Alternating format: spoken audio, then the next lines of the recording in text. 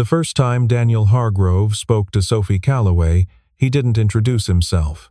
He didn't smile the practiced smile of a therapist or extend a hand the way strangers do when they want to seem safe. He just crouched down beside her wheelchair, looked at the rigid brace clamped around her legs, and asked one quiet question. "Does it hurt?" Sophie was 8 years old. She had sat across from 47 specialists in her short-life doctors, with diplomas on every wall and certainty in every sentence. Not one of them had ever asked her that. She looked at him, something shifted behind her eyes.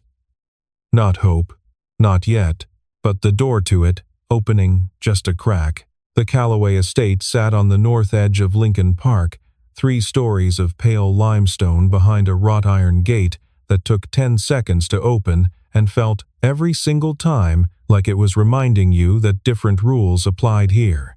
12 rooms, more, if you counted the ones that had been converted into something clinical, a therapy suite on the 2nd floor, an equipment storage room off the east hallway, a sensory space at the far end of the 3rd floor corridor that smelled of lavender and cost more to outfit than most people spent on a car. Sophie Calloway had access to all of it.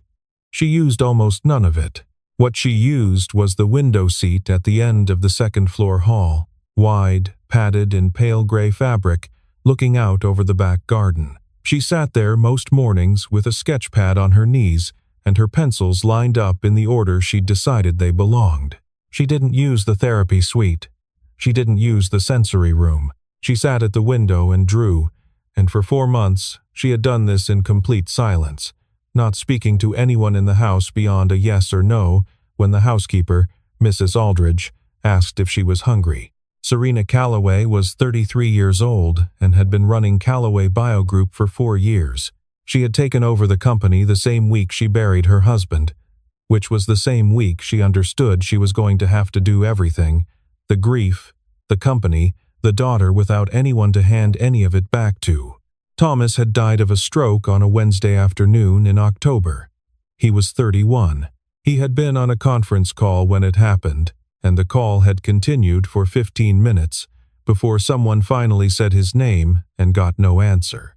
Sophie's diagnosis had come 2 years before that: mild spastic diplegia, a form of cerebral palsy affecting her legs, making certain movements effortful in ways other children never had to consider. Her cognitive function was completely intact. Her mind was sharp, curious, precise. It was her body that required accommodation, not her intellect. Serena had told herself she understood this, and then she had spent 4 years and $8 million on therapists, specialists, and bracing systems in the way of someone who understood something slightly different, that the problem was one that could be solved if she just found the right solution. The problem was that Sophie had stopped cooperating 4 months ago, not in a door-slamming way, in a quieter, more final way, the way a person stops arguing not because they've been convinced but because they've decided the argument isn't worth having anymore. After a session in which Dr. Conniff, Renata Voss had referred to Sophie, in front of Sophie, as a textbook presentation of compensatory movement patterns. Sophie had closed her sketchbook, placed her pencils in their case, and not spoken more than 2 words to anyone in the house since. Daniel Hargrove arrived on a Monday morning in the first week of November, driving a white work truck with a dent in the passenger door he'd been meaning to fix for 8 months. He was 38, with the build that came from actual physical work, wide shoulders, forearms that showed lean muscle from daily use. He had gray at his temples that had appeared the year his wife died and spread slowly since. He was there to restore the library on the ground floor, floor-to-ceiling oak shelving that had dried and cracked, the joinery separating at the corners. He brought Caleb because Caleb's school had a teacher workday, and there was no other arrangement. Caleb was 9 and constitutionally incapable of moving through any space quietly. Serena appeared at the top of the staircase with her phone in her hand. "You brought your son to a client's home," she said. Daniel looked up at her without the reflexive apology she was accustomed to receiving. "His school is closed today. I didn't have another option." He said it the way someone might explain that it was raining, factual, without performance. "He'll stay out of your way." Serena stood still for a moment. She was not used to people speaking to her that way, not because she demanded deference, but because people in her orbit had learned that smooth edges were the path of least resistance. This man hadn't gotten that message, or hadn't found it relevant. "Fine," she said, and returned to her call. Caleb wandered the way 9-year-olds wander, pulled from one thing to the next by whatever caught his attention. He went down the east hallway because the floor made a different sound there, followed the bend because he wanted to know what was around it, and stopped because at the end sat a girl in a wheelchair with a sketchpad on her knees and a pencil moving across the page. Sophie heard him stop. She didn't look up. Caleb stood there for a moment, assessing. He was not a child made uncomfortable by silence. He lived with a father who thought out loud only occasionally, and he had learned to occupy himself in quiet without treating it as a problem to fix. "Is that a bird?" he asked. Sophie didn't answer. Caleb moved a little closer, not crowding, just close enough to see. "It kind of looks like a hawk. I saw one last week at the park. It was eating something, but I couldn't tell what because it was far away, and my dad said probably a mouse. Mice are outside, though, so I think it's okay." He said this with the certainty of a child who had arrived at a considered position. Sophie's pencil had slowed. She still didn't answer, but she shifted the page to an angle where the light hit it better. "My dad's fixing the bookshelves downstairs," Caleb continued, apparently satisfied to carry both ends of the conversation. "He says the wood is dehydrated. That means it needs oil. He says all old things need oil eventually." A pause. "Except people. People need water." He looked at the page. "That's actually really good. The wings look like they're moving." Sophie's pencil stopped. She looked at him. A direct look, level and unhurried. Caleb looked back without interpretation, without discomfort, simply receiving it. Daniel found them like that. 2 minutes later, Caleb still talking, now about a spider he'd noticed in the library windowsill, its geometric web, and Sophie no longer drawing but holding her pencil loosely, listening with the quality of attention that looked like stillness but wasn't. "Caleb." Daniel's voice was quiet but arrived with authority. Daniel looked at Sophie then, not at her chair, not at her brace, not at the neutral middle distance above her shoulder that adults sometimes aimed at when they weren't sure of the protocol. He looked at her the way he'd look at any child he'd found his son talking at uninvited. "I'm sorry about him," he said. "He means well. He just has a lot of thoughts and not enough of them stay internal." A pause. Very quietly, the corner of Sophie's mouth moved. Not quite a smile. Something thinking about becoming one. "It's okay," she said. 2 words. The first she'd said to anyone in the house in longer than she could have explained. Daniel nodded once, put a hand on Caleb's shoulder, and walked him back down the hall. That evening, Serena pulled up the hallway camera feed and found the timestamp. She watched it twice, the boy talking, the girl listening. The moment when Sophie's pencil slowed and stopped, and she turned to look at him with those steady, serious eyes. She had seen Sophie look like that before, a long time ago. Before the sessions, before the specialists, before everything became something to be managed. She didn't call Daniel's company to cancel the contract the way she'd been planning to do since 5 o'clock. Instead, she went down the hall and found the drawing Sophie had left on the window seat. A spider, careful, detailed, geometrically exact, the web rendered with precision that suggested the artist had actually studied the structure rather than guessed at it. Across the top, in Sophie's careful hand, was a single small word. Charlotte. Serena stood in the empty hallway, holding the drawing for a long time. She told herself she was there because she needed to return it to Sophie's room, put it with the others. She stood there anyway, in the quiet, holding it. It was on the 3rd morning that Daniel found out who Serena Calloway actually was. He had been working near the library door, fitting new felt pads to the base of the shelving, when he heard her voice from the adjacent sitting room, not the careful, controlled voice she used in the house, but a different register entirely. Sharp, precise, the voice of someone who had been making large decisions for a long time and had stopped finding it effortful. The board's position on the Harwick acquisition is not a suggestion, she said, to whoever was on the other end. I need the filing done by Thursday. If legal has concerns, they can be on my calendar at 7 tomorrow morning. A pause. No, Thursday. Daniel sat back on his heels. Then he looked down the hall toward where Mrs.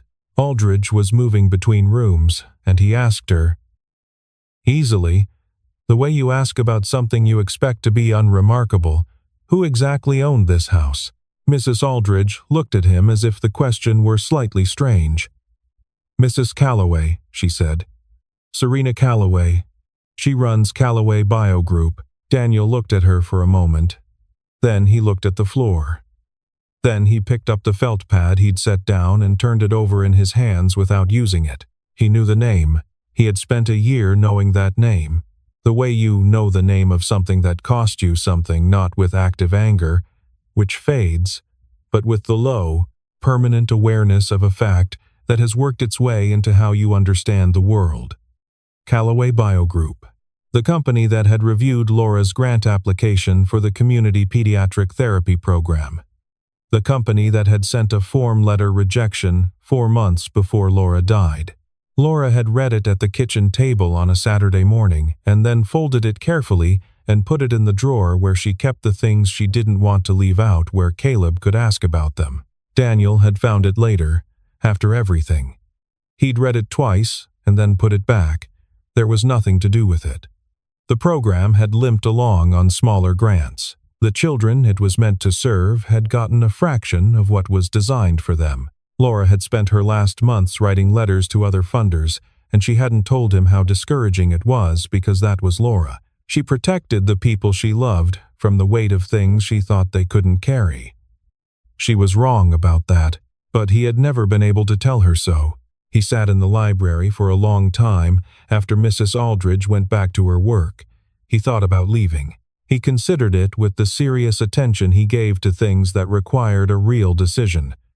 He could pack his tools, give a professional reason, have someone else finish the shelving. It would be reasonable. It would be a clean exit from a situation he hadn't agreed to walk into. Then Caleb appeared in the doorway. Is the girl going to be there again today? He asked. The one at the door? Daniel looked at his son. Caleb's face was open and curious and completely free of the calculations that adults ran quietly in the background of every interaction. I think so, Daniel said. Good, Caleb said simply, and went back down the hall. Daniel looked at the shelving for a moment. Then he picked up his tools and went back to work. The next morning, Daniel set up in the library with his tools in the logical order he'd developed over years. Not military precise, but each thing where it would be when he needed it without looking. He had a habit when he worked of narrating to Caleb in a low, even voice, not instructions, more like thinking aloud, the running commentary of a man accustomed to explaining the world to someone still learning it. This is white oak, he said, running a hand along the shelving. You can tell by the grain, see how it rays out? White oak is harder than red, takes longer to dry out, but when it does, it goes farther. You have to bring it back slowly, oil it, let it sit, oil it again. You can't rush it, or you push the treatment in too fast, and the wood can't absorb it right. Caleb was on an overturned supply crate with a granola bar, half listening, watching a fly work its way across the window. But Caleb was not the only one listening. Sophie had arrived at the library doorway at 8:23 and positioned her wheelchair precisely at the threshold, not inside, not in the hallway, but on the line between them. She was drawing, or appeared to be. Her pencil moved across the page with the same focused efficiency it always did. But her eyes, when she thought no one tracked them, went to Daniel's hands. The way he listened to it before he touched it, pressing 2 fingers against the grain the way you'd press a hand to a forehead to check for fever. The way he talked about it like it was something that had opinions about what happened to it. She came back the next day. And the day after that, By the end of the first week, she had stopped pretending she was just passing through. She brought her pencils in their small tin case and arranged them along the edge of the work table and drew for the full morning, working on something that no one asked about and that she didn't explain. Caleb glanced over once and said it looked like the library. And she said yes, it was, and that was the longest exchange she'd had with anyone in the house in 4 months. 4 words, said without effort. Like language was something she'd simply chosen to use again rather than something that needed to be restored to her. On Thursday, Serena sent Dr. Voss. Renata Voss was one of the most credentialed pediatric movement therapists in Chicago. She arrived with a rolling case of assessment tools and the focused certainty of someone who had never had a session not go as planned. She found Sophie at the library doorway, greeted her by name, and asked in the careful, modulated voice of a professional whether Sophie was ready to work on some movement exercises.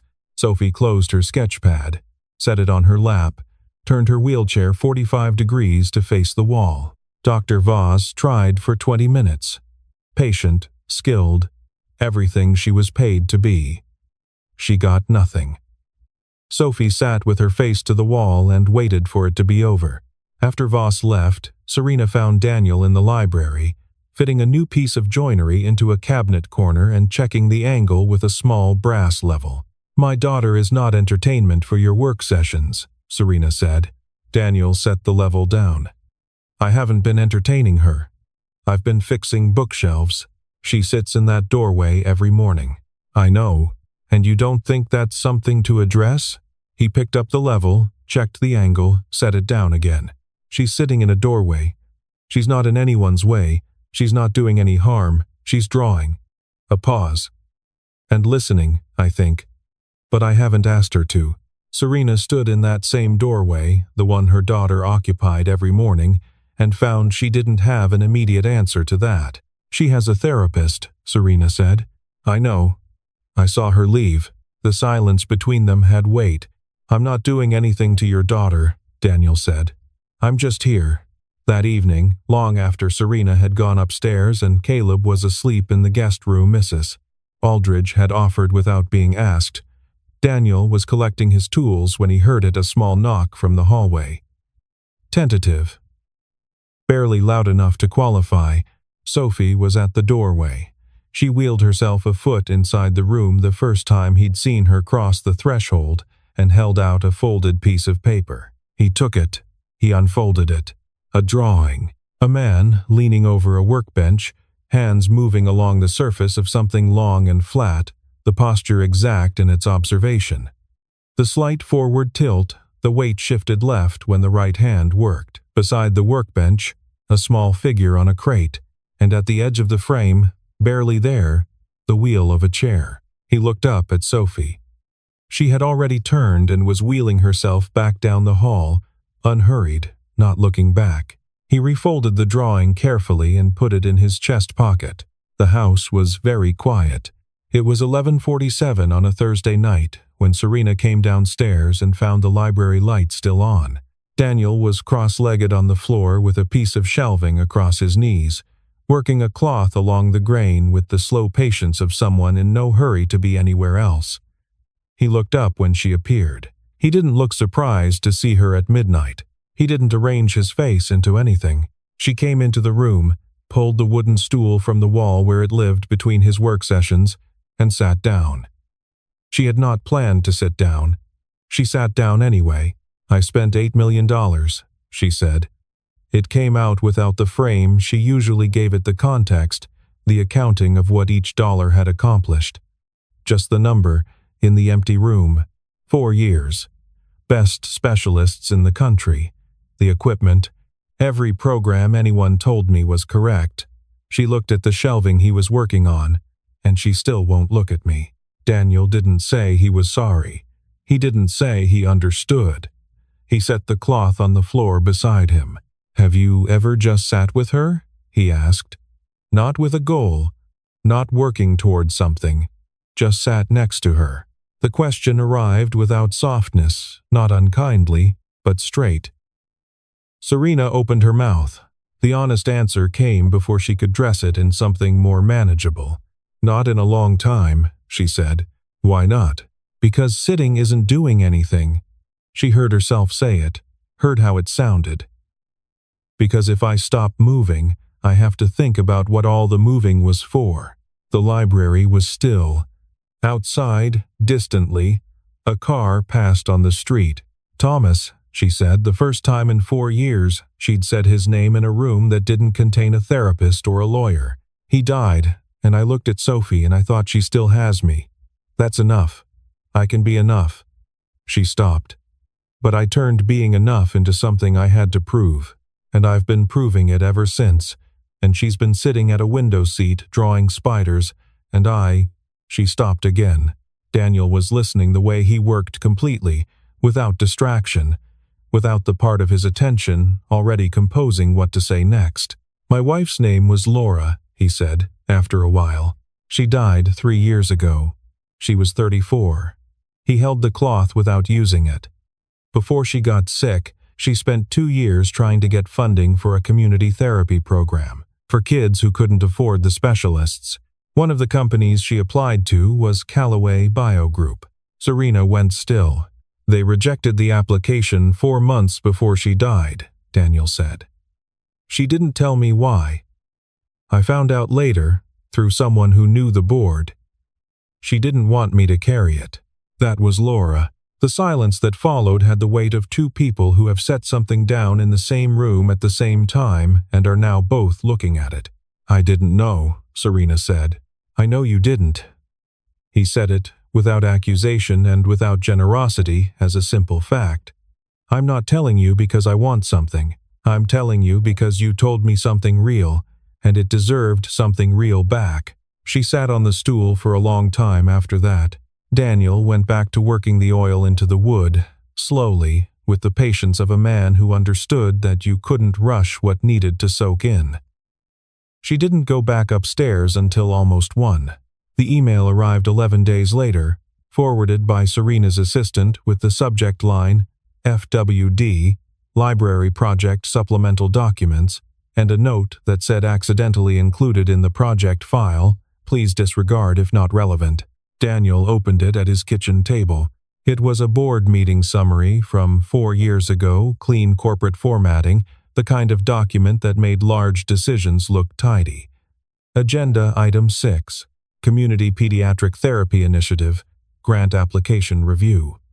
The recommendation had been to decline. The reasoning cited program scope, liability considerations, and insufficient alignment with core business priorities. At the bottom, a list of board members who had approved the recommendation. Serena Callaway's name was the first one. He read it twice, set his phone face down on the table. His coffee had gone cold while he was reading and he didn't notice. He sat for a while with his hands flat on the table, looking at nothing in particular, doing the thing he did when something needed to be absorbed before he could act on it, just sitting with it, letting it settle into the correct place. He thought about the form letter in the drawer. He thought about Laura at the kitchen table that Saturday morning, reading it once with her face still and composed, and then folding it with those precise, careful folds and putting it away. He thought about the months after, when she was already sick and still writing to other funders, and how she had never once said to him the name of the company that had said no. Not once. He had learned it later, from someone who had worked on the grant with her. He had thought about it for a year and then made himself stop thinking about it, because there was no direction that thinking led. He drove to the Callaway house that morning, arriving at the usual time, and did the work he'd come to do. He was quieter than usual. Caleb noticed and asked if he was tired, and Daniel said yes, a little. By 2 in the afternoon he had packed his tools and told Mrs. Aldridge he'd be back the following Monday. He went out the side entrance, without seeking out Serena. Without passing the window seat. Sophie was at the library doorway at 2:15 when he didn't come back. She sat there for 10 minutes, very still, the sketch pad open on her lap, but the pencil not moving. Then she wheeled herself to the small sitting room, where Serena had left her phone charging on the side table. She scrolled through the contacts with the careful deliberation of a child who had learned to be precise with technology. She found the number. She pressed call. It rang 3 times. "Sophie?" Caleb's voice, surprised, unguarded. "Caleb." Her voice was low and level. She had chosen the word exactly. "Where's your dad?" The sound from the sitting room doorway wasn't loud. Serena had been passing in the hall, heading toward the kitchen, phone already in her hand for the next call, and she stopped. Because she heard Sophie's voice, clear and purposeful and fully formed, asking a question, having a conversation. And the stopping was involuntary, the kind that happens when your body understands something before your mind has caught up to it. She stood in the hallway with her hand pressed flat against the doorframe. She didn't move. She didn't breathe. Not really. Not in any way that counted. Sophie did not see her. She was still on the phone, turned toward the window, the pale afternoon light catching the line of her profile. The shape of her jaw, which was Thomas's jaw, which was the thing about Sophie's face that still sometimes arrived without warning and took something from Serena's chest. She was wearing the blue cardigan with the small bird embroidered on the collar, the one that had been Thomas's favorite. Serena had never told her that. She had watched Sophie reach for it on hard days and had said nothing. Serena's hand tightened on the doorframe until the knuckles went pale. She stood there until Sophie ended the call and set the phone back on the table with the same careful precision she brought to everything. Then Sophie turned her wheelchair and saw her mother standing in the doorway. They looked at each other, and Sophie's expression was not closed, not the careful wall that had been there for 4 months. It was something more complicated than that, something that was watching to see what Serena would do next. Serena drove to the workshop 2 hours later. It was on the ground floor of a building in Bridgeport Narrow Street, working storefronts, the kind of block that had outlasted several cycles of the city changing around it. The rolling door was halfway up. She could hear sanding from inside, even and methodical. She knocked on the metal frame. The sanding stopped. Daniel came to the door with sawdust on his shirt and looked at her directly, without arrangement. "I know you read the file," she said. "Your assistant sent it by mistake." "I know." She had practiced a version of this in the car that was more composed. "You had every reason to walk out." "I did walk out." He leaned against the doorframe. "I came back to get my tools." "That's not why you came back." He didn't answer that. "She called Caleb this afternoon," Serena said. She asked where you were. It was the first full sentence she'd spoken in 4 months. "I was in the hallway. I heard her." She paused. "I sat down on the floor right there. My knees just went." The street behind her was quiet. The late afternoon light had gone gray and flat, the kind that drained color from things without making them less real. "Did you know about the program?" Daniel asked. "When the board voted." She could have said she hadn't been closely tracking every agenda item that week, which was true. She could have said she trusted her board's judgment, which was also true. She found she didn't want to offer either. "I signed off on it," she said. "I don't remember the details. I was 3 weeks past Thomas's death, and I was doing everything I could to keep the company from coming apart. I signed off on things I should have read more carefully." She stopped. "That is not an excuse." "I'm not offering it as one." "No," he said. "It's not. I know what it cost." She said it without looking away. "I know it isn't something that gets fixed. I know you know that too." She let a breath out slowly. "But Sophie called Caleb, and I drove here, and I'm asking you to come back. Not only for her." A pause. "For me too. I'm asking for me as well." Daniel was quiet for a moment. Behind him, a radio played somewhere in the back of the workshop, low and indistinct. The sawdust in the air caught what remained of the light. "Caleb asked me this morning if we were going back," he said finally. "What did you tell him?" "I told him I didn't know yet." He picked up his jacket from the hook beside the door. looked at her for a moment, the look of a person who has made a decision and is taking one beat to acknowledge its weight. "Let me call Caleb," he said. "He's at the neighbor's." He called from the truck with the door open, the November air coming in around him. Caleb answered on the second ring. "Are we going to Sophie's?" Caleb asked, before Daniel had said a word. "Yeah," Daniel said. "We're going." The house was quiet when they arrived. Mrs. Aldridge let them in without asking questions, which was one of the things Daniel had come to appreciate about her. She understood, without being told, which moments required management and which required simply stepping back. Daniel started down the hall toward the library, Caleb moving slightly ahead the way he always did, pulled forward by the simple fact of having a destination. Sophie was in the hallway in the hallway itself, positioned between the two, as if she had been deciding which direction to move in and had paused mid-decision. She had her sketch pad in her lap, but the pencil was in its case. She wasn't drawing. She was just there, in the hall, waiting in the careful, dignified way of someone who has decided to wait and is not going to let the waiting diminish her. She looked at Daniel. She looked at Caleb. Her expression had the quality of someone who has been waiting and is very careful not to show how much.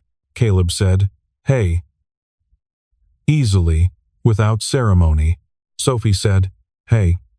The same way. They went into the library together, Caleb talking almost immediately about something he'd read about the rings of Saturn, Sophie's chair crossing the threshold without hesitation past the line she'd held for 2 weeks, into the room, to the work table where her sketch pad was already open. Daniel picked up his tool bag and followed. Serena came to the library doorway 20 minutes later. She stood at the threshold and looked in Caleb on the supply crate, mid-sentence, Sophie at the work table, pencil moving, Daniel fitting a cabinet hinge, checking the alignment, his movements steady and unhurried. Sophie looked up. She saw her mother in the doorway. She held up the sketch pad. It was the drawing from before the man at the workbench, the child on the crate, the wheel at the frame's edge. But she had added to it. A woman in the doorway now, one hand on the frame. The face was simple, mostly eyes, and the suggestion of a mouth, but the posture was right. The tilt of the shoulders, the careful way of standing that Sophie had been watching for 4 months without anyone knowing she was watching. Serena crossed the library floor. She had words prepared, an apology that had been forming in her chest for hours, the kind that knew it wouldn't be sufficient and was trying to be honest rather than adequate. She looked at the drawing. She looked at Sophie's face. She sat down on the floor beside Sophie's chair. Not in a chair. Not on the stool. On the floor, back against the shelving that smelled of new oil and old wood, her suit jacket pulling slightly at this angle, both legs out in front of her, the way people sit when they have decided comfort isn't the point. Sophie lowered the sketch pad to her lap. They sat beside each other without speaking. The library continued around them. Caleb's commentary, the small sounds of Daniel's work, the particular quiet of a room being used by people comfortable in it. After a while, 2 minutes, 5, neither of them counting, Sophie said, "Stay here, okay?" She said it quietly, facing forward, not looking at her mother. But she said it. Serena said, "Okay." She didn't move. She stayed. In the weeks that followed, Sophie started crossing the library threshold without pause. She began staying after Caleb left, sitting at the work table while Daniel finished for the day, drawing in the companionable quiet of someone who had decided a room was safe enough to occupy without watching the door. Serena made a call to the director of the community pediatric therapy program that Laura had spent 2 years building the case for.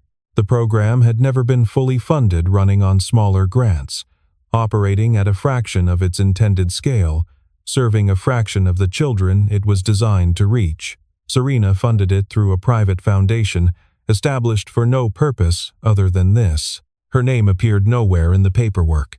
The program's director received notification of a multi-year operating grant from an anonymous donor and sent a letter to the foundation's address that said simply, "Whoever you are, thank you.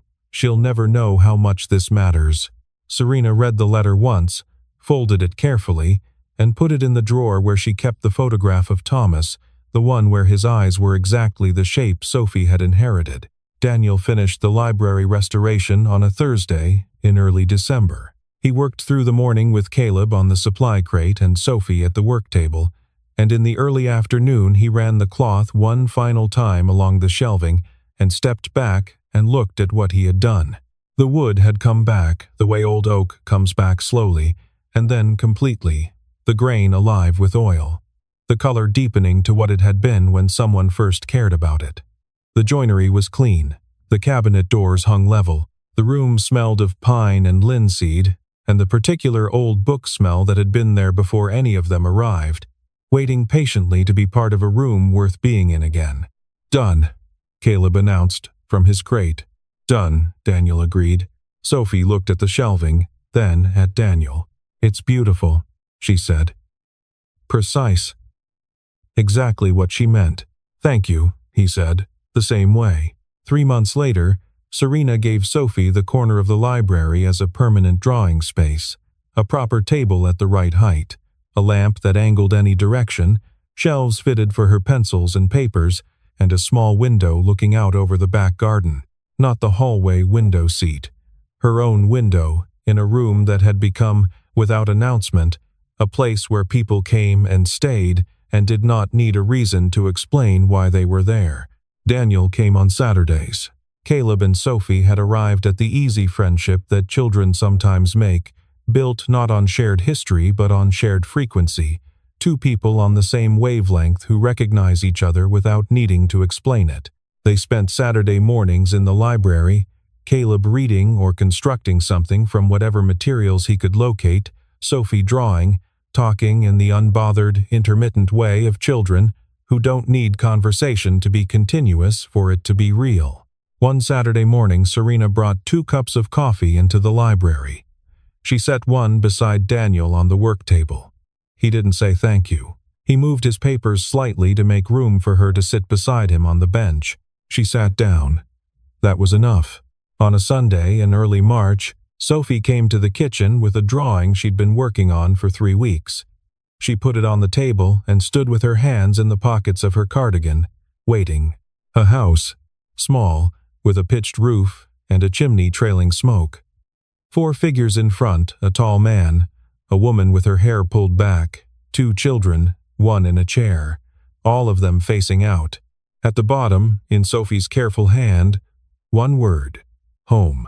Serena picked it up. She stood at the kitchen table and looked at it for a long moment at the figures that were not a wish or a projection, but a record of something already present, already real, already living in the rooms of this house. She folded the drawing once and put it in the pocket of her jacket. Not a drawer. Not a frame. Her pocket, where she could reach for it and find it. Serena Calloway had believed, for 4 years, that enough will directed at the right problems could recover anything. She wasn't entirely wrong. She was missing one thing, the understanding that some things don't come back through effort. They come back through stillness, through being willing to stop long enough to let what you've been reaching for find its way to you. It had taken a man who smelled of sawdust, a 9-year-old boy who could not be quiet about anything, and one small girl with a sketch pad to teach her that. Sophie had known it longest. She had been sitting at a window, drawing what she saw, waiting with the particular patience of a child who has not yet been taught that patience is something you run out of waiting for someone to stop moving long enough to see her back. One quiet question had opened the door. Everything else had walked through it.